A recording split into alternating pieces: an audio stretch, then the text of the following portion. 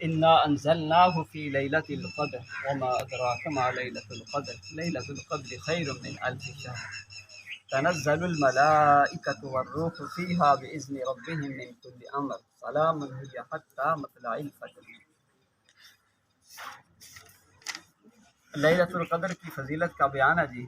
تنزل الملائکہ، اس رات میں فرشتے اترتے ہیں۔ علامہ راضی رحمۃ اللہ علیہ فرماتے ہیں کہ ملائکہ نے جب ابتدا میں تجھے دیکھا تھا تو تجھ سے نفرت ظاہر کی تھی اور اللہ تعالیٰ کی بارگاہ میں عرض کیا تھا کہ ایسی چیز کو آپ پیدا فرما رہے ہیں جو دنیا میں فساد کرے اور خون بہائے۔ اس کے بعد والدین نے جب تجھے اول دیکھا تھا جب کہ تو منی کا قطرہ تھا تو تجھ سے نفرت کی تھی، حتیٰ کہ کپڑوں کا اگر لگ جاتا تھا تو کپڑے کو دھونے کی نوبت آتی تھی، لیکن اللہ جل شانہ نے جب اس قطرے کو بہتر صورت عطا فرما دی تو والدین بھی شفقت اور پیار بھی کرنے لگے، اور آج جب کہ اللہ تعالیٰ کی توفیق سے تو شب قدر میں معرفت الہی اور اللہ تعالیٰ کی اطاعت میں مشغول ہے تو فرشتے بھی اپنے اس فکرہ کی معذرت کرنے کے لیے اترتے ہیں۔ والروح فیہا، اور اس رات میں روح القدس یعنی جبرائیل علیہ السلام بھی نازل ہوتے ہیں۔ روح کے معنی میں مفسرین کے چند قول ہیں۔ جمہور قول یہی ہے جو اوپر لکھا گیا کہ اس سے مراد حضرت جبرائیل علیہ السلام ہیں۔ علامہ راضی رحمۃ اللہ علیہ نے لکھا ہے کہ یہی قول زیادہ صحیح ہے، اور حضرت جبرائیل علیہ السلام کی افضلیت کی وجہ سے فرشتوں کے ذکر کے بعد خاص طور سے ان کا ذکر فرمایا۔ بعض کا قول یہ ہے کہ روح سے مراد ایک بہت بڑا فرشتہ ہے کہ تمام آسمان اور زمین اس کے سامنے ایک لقمے کی بقدر ہے، اور بعضوں کا قول ہے کہ اس سے مراد فرشتوں کی ایک مخصوص جماعت ہے جو فرشتوں کو بھی صرف اور صرف لیلۃ القدر کو ہی نظر آتے ہیں۔ چوتھا قول یہ ہے کہ یہ اللہ تعالیٰ کی مخصوص مخلوق ہے جو کھاتے ہیں پیتے ہیں مگر نہ فرشتے ہیں نہ انسان ہیں۔ پانچواں قول یہ ہے کہ حضرت عیسیٰ علیہ السلام مراد ہیں جو امت محمدیہ صلی اللہ علیہ وسلم کے کارنامے دیکھنے کے لیے ملائکہ کے ساتھ اترتے ہیں۔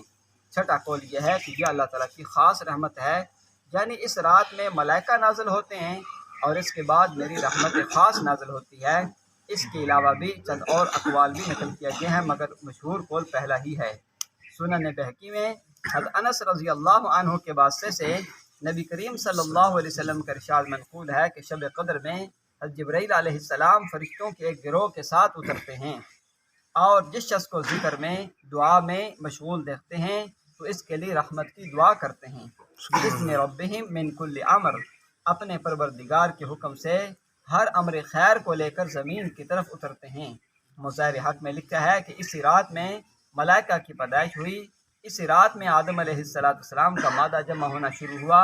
در منصور کے ایک روایت میں ہے کہ اسی رات میں حضرت عیسیٰ علیہ السلام آسمان پر زندہ اٹھائے گئے، اور اس رات میں بنی اسرائیل کی توبہ قبول ہوئی۔ سلام، وہ رات سراپا سلام ہے، یعنی تمام رات فرشتوں کی طرف سے مومنین پر سلام ہوتا رہتا ہے۔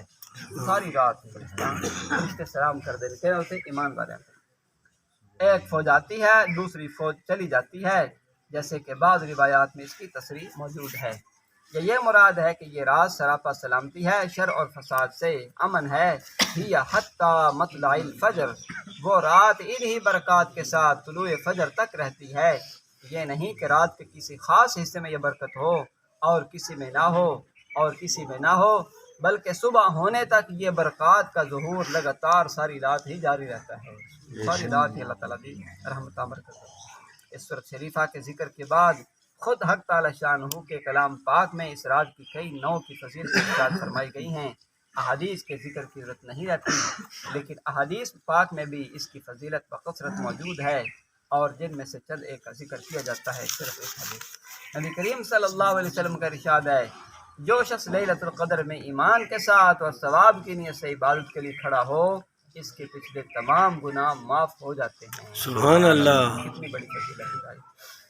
خوش قسمت نے لوگ جن رات عبادت میں گزاری ہے، اور خاص طور پہ کافی حضرات جڑے نے اس بڑی خوش قسمت لوگ نے جنہ دا سونا بھی جڑا ہوئی عبادت میں بندہ بھی عبادت میں پیسے بھی ماشاءاللہ نے کوشش بھی کی ہے، صلاۃ تسبیح ماشاءاللہ بڑی بڑی نا، اور اس کے علاوہ جڑے تہجد نے آفر نے او پڑھے نا، قرآن پاک تلاوت بڑی کی ہے، ذکر بڑا کیتا، کتنی بڑی سعادت حاصل کی۔ اللہ سارے نے سعادت نصیب کرے۔ الحمدللہ۔ ربنا ربنا هب لنا من ازواجنا وذرياتنا